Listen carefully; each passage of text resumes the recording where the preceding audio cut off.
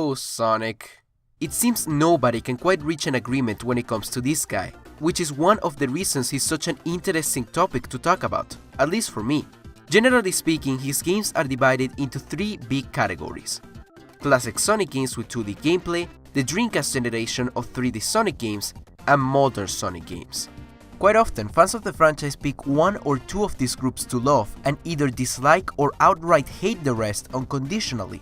So, why does it seem that there's such drastic differences between games of the same franchise? And what's their true nature? Join me today as I try to find out.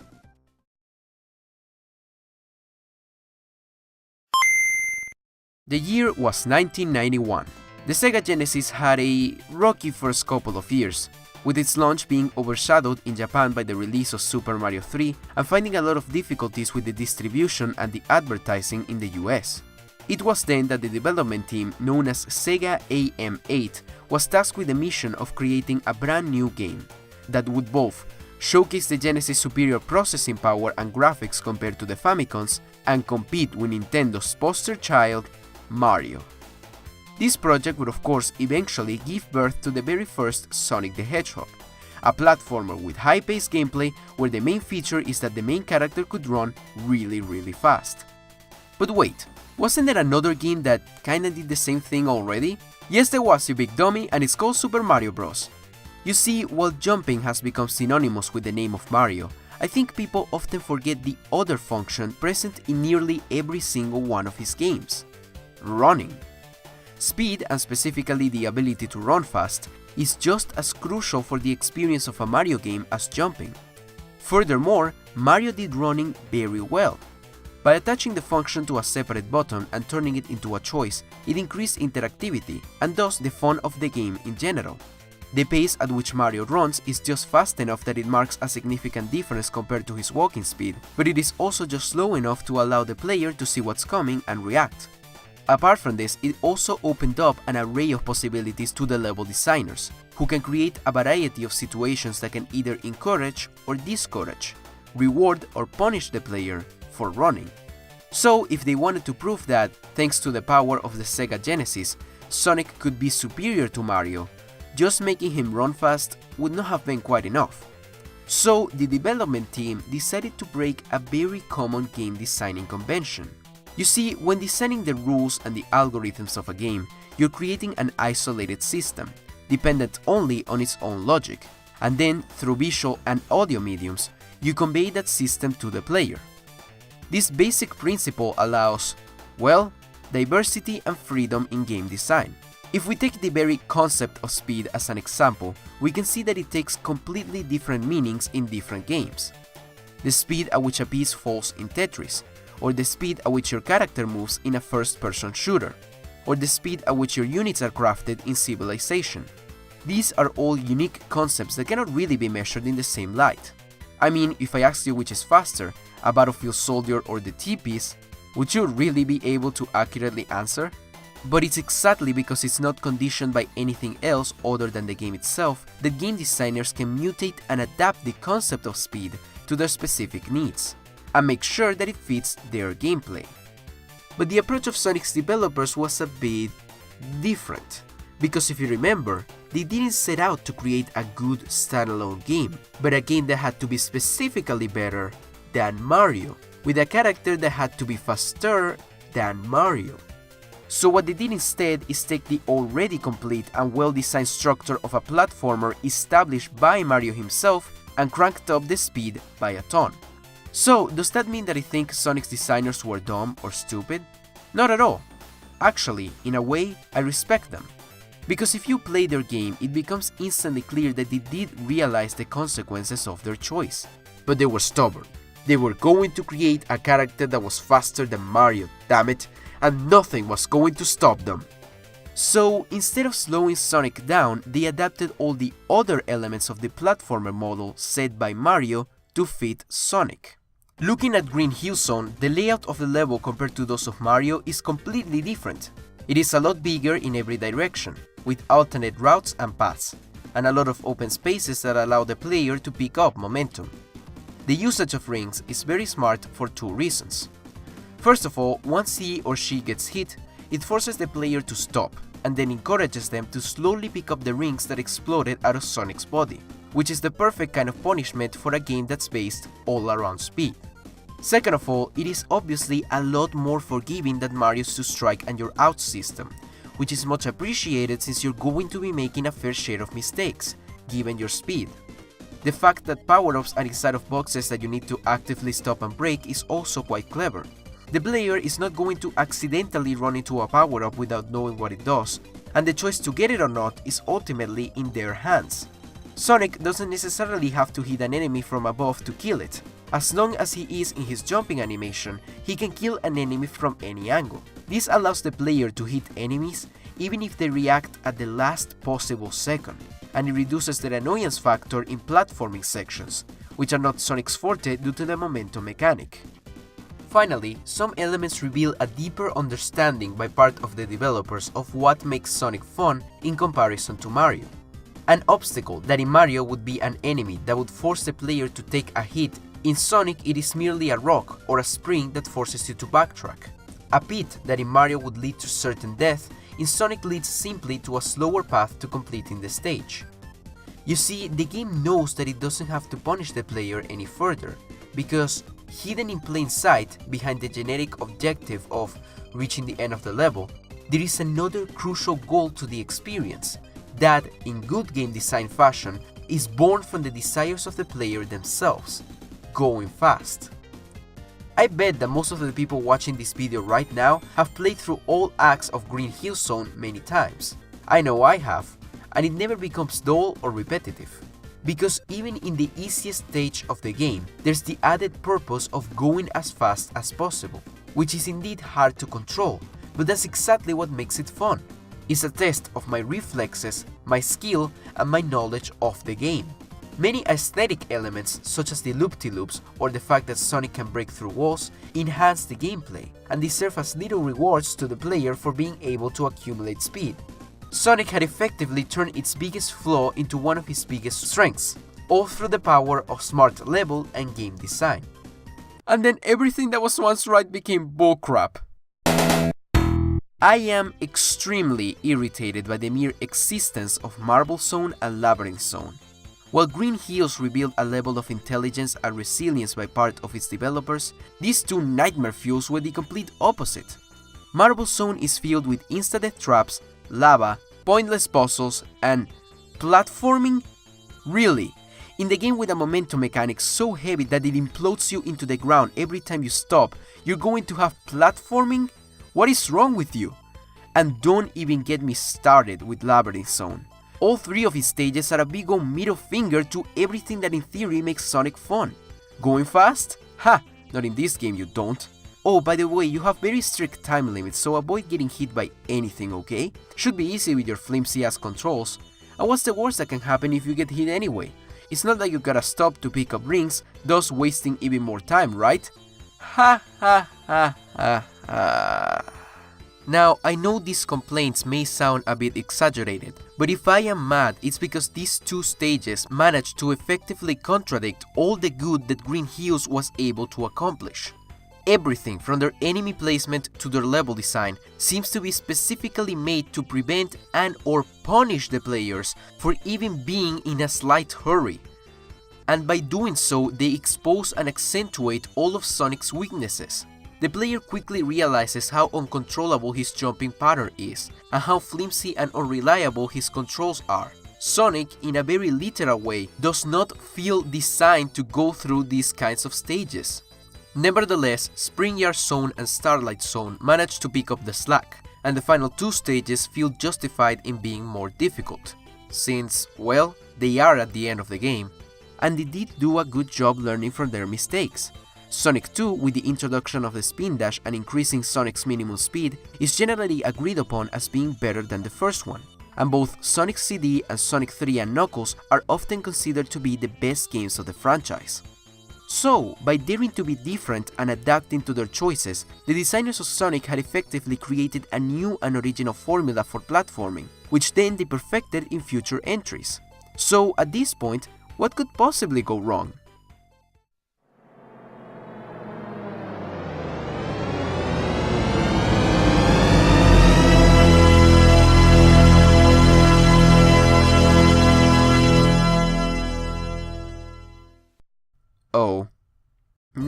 this part needs a bit more context. You see, back in the day, the conception of quality of graphics was a bit different from what it is today. Simply put, better graphics meant better console, which often translated in the minds of the fans into better games. Now, of course, consoles wouldn't always find popularity through graphics alone, a fact proven by such great experiments as the 32X, the Jaguar, and the TurboGrafx-16. But once consoles were finally potent enough to reach the legendary 64 bits, nothing, and I mean nothing, could beat the hype born from the prospect of being able to live your favorite game in 3D! So at that point, for video game franchises, making the switch from 2D was not so much a choice, but a necessity, mostly due to marketing reasons. This is when the Sonic franchise, as well as many others at that time, reached its first major bump. But you see, Sonic was also dealing with other struggles at the time, such as the lead designer of his first games, Hirokazu Yasuhara, going away from the company in the late 1990s to work on Jak and Daxter, and also the terrible economic situation that Sega was facing after the gargantuan failure of the Saturn.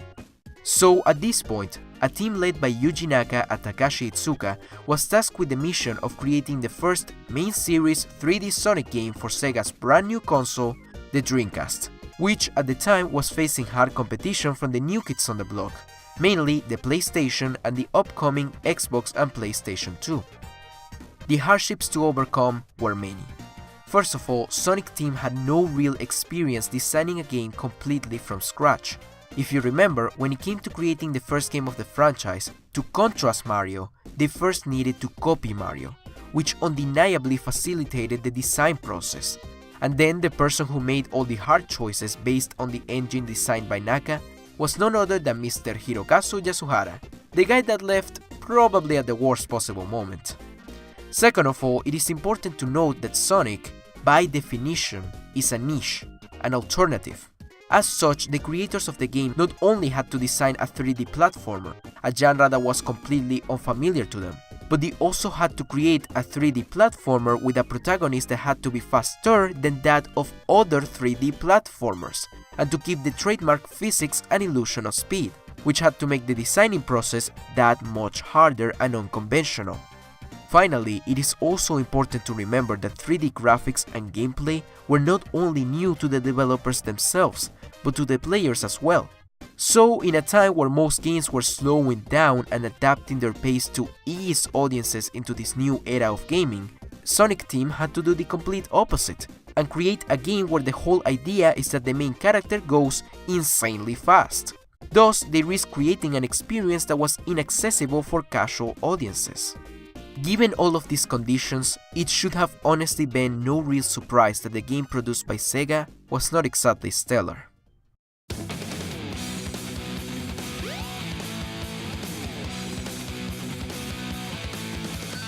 Oh yeah!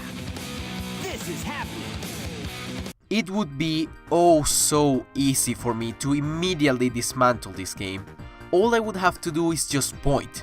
Just turn attention to what's happening on screen, and that would be the strongest argument I could possibly give.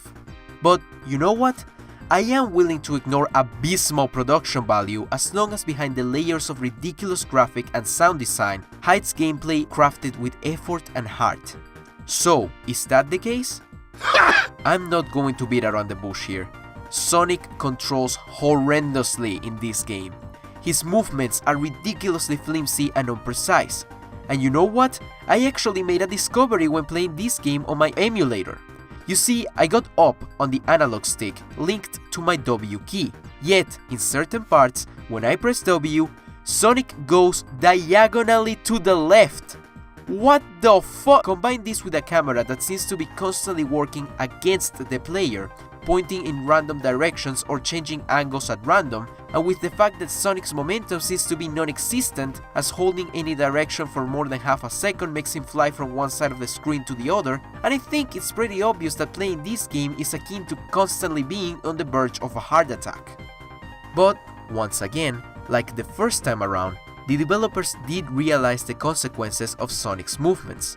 So, did they fix them through smart level and game design like they had done before? Nope. Say hi to scripting. Now, since terms in the gaming dictionary tend to have very ambiguous meanings, let me give you my definition of scripting. Any and all design practices with the sole purpose of reducing interactivity to the bare minimum. Now, scripting is fine in small portions, and if you want to give a cinematic feeling to the experience of your game, such as in Uncharted. But in adventure, what the game basically does is admit that, with its controls and with how it is designed, it would be impossible for the player to perform these actions without screwing up. So instead of fixing the mistakes that make the game unplayable in the first place, they just make it play itself. The design of Sonic's levels is not just sad, it is pathetic.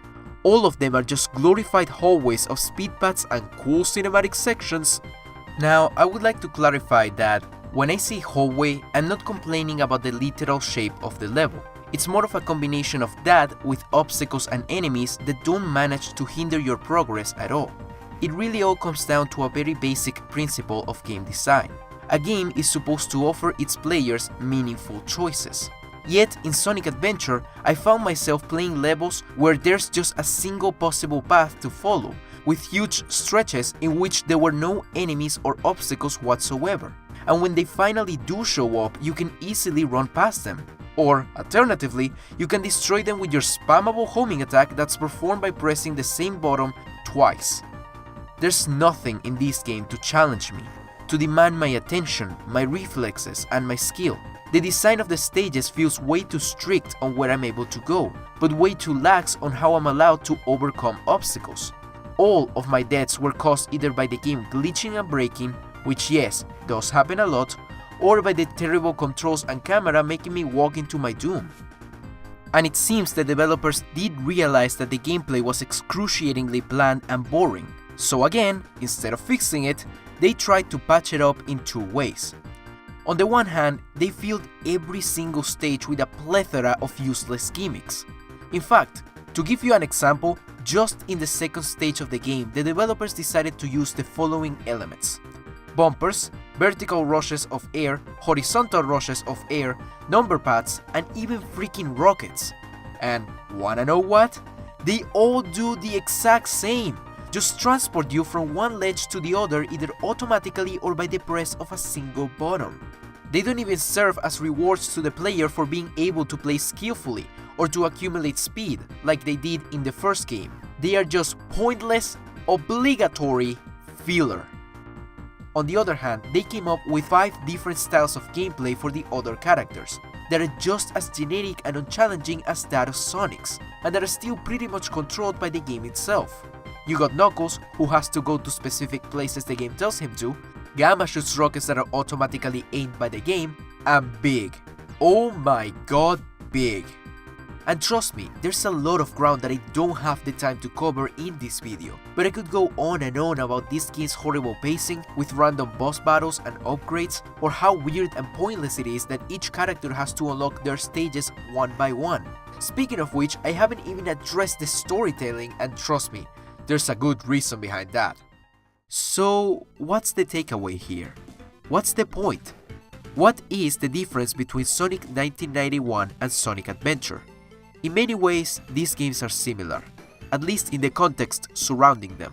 They both came out at a time where their success was crucial for the company, specifically after one of their consoles had not performed as good as they had expected. In fact, you could say that both games had something to prove. They both served as statements. In the case of the original, that Sega could compete with Nintendo in the gaming market, and that Sonic could compete with Mario as an IP. In the case of Adventure, that Sega could still compete in the console industry, even against the gigantic success of the PlayStation and the popularity of upcoming consoles such as the Xbox, and that Sonic could work with 3D graphics and gameplay. And so, in both cases, the developers had to be under a ton of pressure, as they were completely new teams working with completely new hardware and software and traversing completely uncharted territory when it came to designing the style of gameplay and the main mechanics of the game. So, where's the difference? Well, basically, Sonic 1991 had balls. They took one huge leap of faith in designing the controls and the speed of Sonic, and they did everything in their power to make it work. And then, when the basic mechanics and ideas of Sonic were set, they tried everything they could do with them, and experimented with all kinds of gameplay and interactive scenarios, from fast-paced gameplay in a wide and open-ended level to slower, more methodical gameplay in a more restricted area. From one zone to the next, Sonic 1991 made it its mission to introduce new enemies, new platforms, new mechanics, new hazards, new everything. But the base, the soul of all the elements ever introduced by the developers was always interaction. So much so that it really feels like the game was built around Sonic. But Sonic Adventure was too scared to even try, and decided to take the easy way out. To be absolutely sure that the gameplay would be functional, they took as much interaction away from the player as possible, and they just tried to mask their uninspired design choices with cool visuals.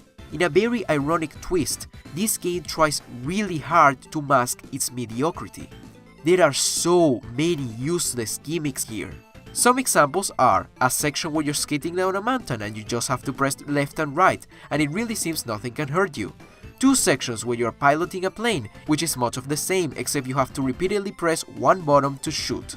A card section, which again is just more of the same, and that's without counting all the aforementioned cool cinematic sections in the middle of each stage, such as the whale sequence in the very first level where all you have to do is hold up for a while, and the sequence where Sonic is running down a building and he literally goes through obstacles. So, if they barely require any input and you usually cannot die in them, what's their point? To fool you, that's what.